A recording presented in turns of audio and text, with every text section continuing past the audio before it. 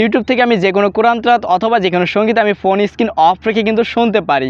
কী ভাই বিশ্বাস হচ্ছে না? চলুন আগে প্রমাণ দেখিয়ে দিই। এখানে দেখুন আমি একটি সূরা চালু করে দিলাম, এরপর জাস্ট আমি একটি বাটনে প্রেস করলাম, দেখুন আমার ফোনের স্ক্রিন কিন্তু অফ হয়ে গেছে, এমনকি সূরা চলতেছে।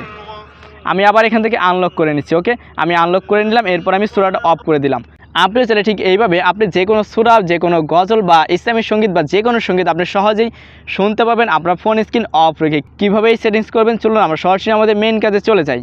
এই কাজটি করার জন্য আমাদের ফোন থেকে সরাসরি চলে যেতে হবে প্লে স্টোরে। প্লে স্টোরে যাওয়ার পর আমরা সার্চ বারে চলে যাবো। সার্চ বারে গিয়ে আমরা সার্চ দেবো ব্ল্যাক স্ক্রিন লিখে। ওকে, ব্ল্যাক স্ক্রিন লিখে সার্চ দেওয়ার পর আমাদের সামনে এই অ্যাপ্লিকেশনটি চলে আসবে। এই অ্যাপ্লিকেশনটা আমাদের ওপেন করতে হবে। ওকে, যেহেতু আমার ইনস্টল করেছে আমি সরাসরি ওপেন করে নিচ্ছি, আপনারা ইনস্টল করে নেবেন। ওকে, এখানে দেখুন প্রায় 5 মিলিয়ন প্লাস কিন্তু ডাউনলোড হয়ে গেছে। আপনি চাইলে ইজিলি এটা ইউজ করতে পারেন। যেহেতু আমার ইনস্টল করেছে আমি সরাসরি ওপেন করে নিচ্ছি।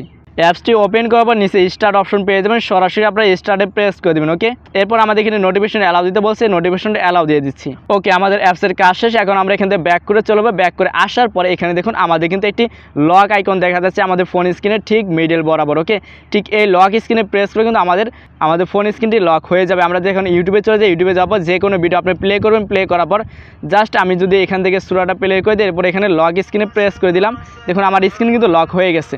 আবার এখানে প্রেস করবো, নিচে দেখুন আনলক অপশন রয়েছে, আনলকে প্রেস করার সাথে সাথে লকটা আনলক হয়ে গেছে।